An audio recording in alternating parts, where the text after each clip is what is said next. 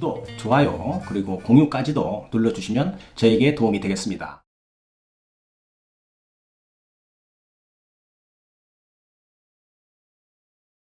안녕하십니까. 언제나 그 새로운 소식, 유익한 정보, 그리고 확실한 결론까지로 교통사고 피해자에게 도움을 드리는 유국장TV입니다. 김PD님, 오늘은 정밀검사죠. MRI 촬영에 대해서 공부하는 시간을 가져볼 예정입니다.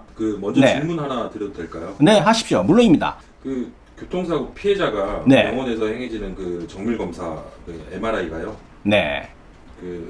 보통 이렇게 한 번 많이 찍던데 네. 몇 번까지 찍을 수 있는지가 매우 궁금하고요. 네. 그리고 정밀검사 비용도 만만치 않을 텐데 네, 적지 않죠. 네. 일반 의원급에서는 잘 찍어주지 않는다는 이야기가 있고 해서요. 네. 요번에 좀 속 시원하게 정리를 해주셨으면 합니다. 네, 그래요. 그게 그렇게나 궁금했었나요? 네. 예, 그럼 조금 구분해서 제가 설명을 좀 드리도록 하겠습니다. 네. 교통사고 환자들이 사고가 나면 개인병원과 한의원을 선택하는 경우가 있습니다. 네. 이런 경우에는 대충 병원에 가게 되면 의사들이 약 한 1주에서 2주 정도 치료를 해줍니다.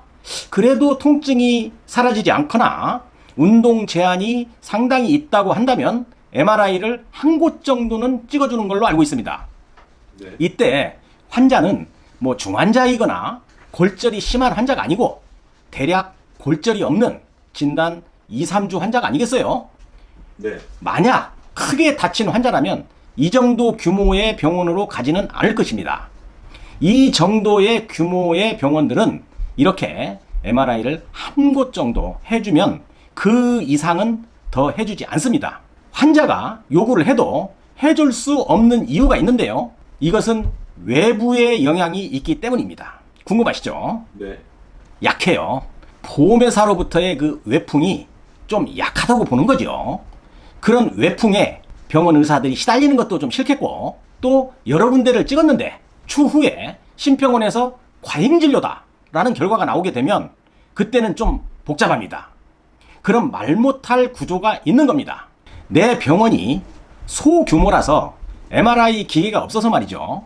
환자가 앰뷸런스를 타고 기계가 있는 방사선과나 아니면 전문병원에 가서 찍고 왔는데 그곳 MRI를 찍어준 병원에서 그 비용을 추후에 받지 않겠어요? 그런데 그 비용을 환수당하는 것이나 이런 경우가 생기게 되면 좀 병원끼리 좀 불편하지 않겠습니까? 네. 그런 이유로 한 곳 이외에는 잘 찍어주지 않습니다. 개인 병원에서는. 네. 다음에 두 번째입니다. 전문 병원이나 아니면 규모가 좀 큰 한방병원이죠. 요즘에 김 PD님도 많이 들어보셨는 거 모르겠는데 앞에 자 한자 빼고요. 무슨 생 한방병원 이렇게 나오죠. 네네. 네, 어딘지 대충 아실 겁니다. 이런 병원들 의사마다 조금씩 다릅니다. 네. 한 곳 해주는 병원도 있고요. 또 두 곳 정도 찍어주는 병원도 있습니다. 전문병원하고 큰 한방병원은 이 정도 규모에서는 그 외풍에 조금 대응력이 좀 있어요. 네. 그래서 뚜렷한 주관이 있는 의사는 한 두 곳 정도는 찍어준다고 알고 있습니다. 네. 또한 두 곳을 찍어주었는데 예를 들어서 어깨하고 목하고 이런 식으로 두 곳을 MRI를 찍어줬는데 심평원 결과가 과잉이라고 나와도 자신들의 병원에서 있는 MRI 기계를 가지고 찍은 것이니까 크게 손해볼 것이 없겠죠. 손해본 것이 있네요. 전기료입니다. 전기료. 전기료는 손해를 받겠죠. 네. 예, 다음은 마지막으로 대학병원입니다. 물론 이 정도의 병원은 환자의 상태가 좀 많이 다친 경우에 가지 않겠어요. 네. 자동차 보험 회사의 지급 보증이 있는 한 의사들은 횟수에 제한이 없이 의사의 소견에 따라서 대학병원의 교수들은 MRI 촬영을 해주게 됩니다. 외풍에 대해서 전혀 신경 쓰지 않습니다. 명색이 대학 교수예요. 리서치하는 의사이기 때문에 보험회사의 눈치를 살피지도 않고 자신의 소신 치료가 가능하다는 것입니다. 네. 수술 환자는 일반적으로 수술하기 전에도 한번 찍고요. 그 다음에 수술 후에도 찍고 또 그리고 환자의 치료 경과를 보기 위해서도 의사가 필요하다면 언제든지 찍을 수 있다는 것입니다. 네. 그런데 교통사고로 크게 부상을 입지 않았다면 대학병원까지 가는 경우는 드물지 않겠어요? 네. 자, 이 정도로 구분을 해 드리는데요. 질문에 대한 답변이 된지 모르겠습니다. 예, 된 것 같습니다. 네. 지금까지는 김 PD님이 저에게 질문사항이 있다는 것에 대해서 설명을 드렸고요. 이제부터는 오늘의 주제인 제가 하고 싶었던 정밀검사에 대한 이야기를 해드릴 겁니다. 첫 번째입니다. 정밀검사 꼭 여러 군데를 찍는 것이 환자에게 도움이 되는가? 라는 이야기를 좀 해드릴까 합니다. 좀 궁금하시죠? 네. 오늘은 제가 중요한 얘기를 할 테니까 잘 들으시기 바랍니다.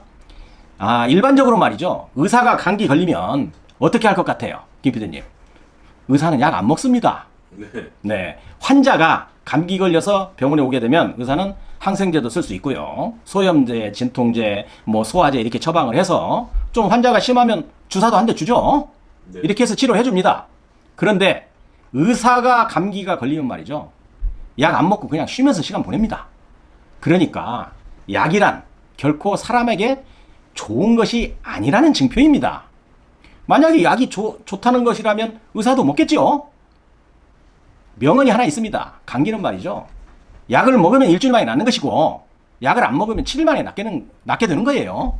네, 똑같은 얘기입니다. 네. 자, 그러면 정밀검사에 대해서 얘기를 하는 건데요. 왜 그렇게 교통사고 피해자들은 여기저기를 다 찍으려고 할까요?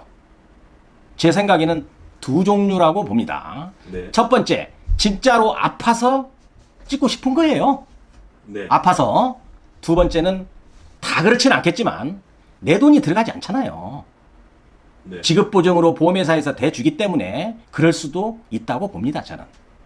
MRI가 비쌉니다. 금액이. 촬영 금액이요. 그런데 제가 볼 때는 몇 가지 이유로 교통사고 환자들이 그렇게까지 많은 부위를 MRI 찍는 것은 저는 바람직하다고 보지 않습니다. 의사들은 자신의 몸을 엑스레이 찍는 것도 꺼리는 의사 맞습니다. 이것은 제가 봤을 때 몸에 좋지 않기 때문입니다. 네. 그런데 요즘에 전에 비해서 차량이 많이 좋아졌습니다. 교통사고가 나면 웬만해서는 진단 2, 3주예요.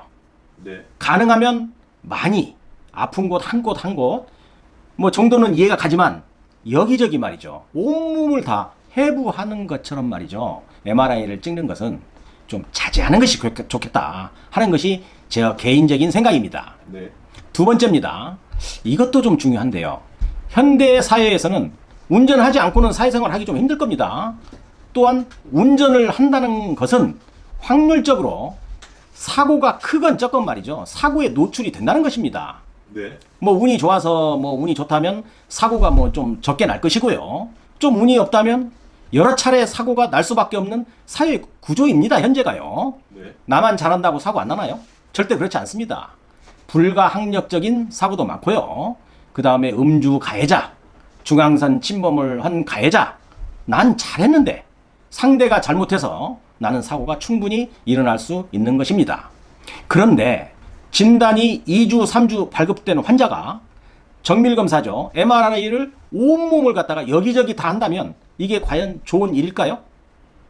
사고가 이번만 나고 내가 살아가는 동안에 한 번도 더 나지 않는다고 한다면 몰라도 이번 사고로 목, 허리, 어깨, 무릎, 온몸을 다 MRI를 해놓는다면 이건 맞지 않습니다. 만약에 다음에 다시 교통사고가 발생해서 큰 사고가 나게 된다면 그때는 이전에 찍어놓은 나의 병원 기록들이 내 발목을 잡을 수도 있다는 겁니다. 즉 보험회사에서는 그 자료를 가지고 기왕증으로 몰아갈 수도 있는 거예요. 모든 병원 기록이 공유되고 있기 때문입니다. 중상도 아니고 교통사고로 2주, 3주 정도가 나온 환자가 뭐 하려고 여기저기 MRI를 찍으려고 하는지 참 답답할 때가 있습니다. 제가 상담을 해드리다 보면 꼭 그렇게 욕심적으로 생각하는 환자가 있다는 겁니다. 분명히 말씀드립니다. 경미한 사고는 욕심을 버리고 정밀검사는 한 곳 정도만 찍는 것이 보편적이지 않나 싶습니다. 또 다음을 생각하는 지혜도 필요한 것입니다. 한 번의 사고로 내 몸을 다 파헤쳐 놓으면 추후에 손해보는 일이 생길 수도 있다는 것을 꼭 기억하셔서 무리한 검사는 하시지 않는 것이 현명하다는 말씀 드립니다. 어때요? 예, 제가 설명을 쭉 해드렸는데 김 PD님은 좀 이해를 하셨나요?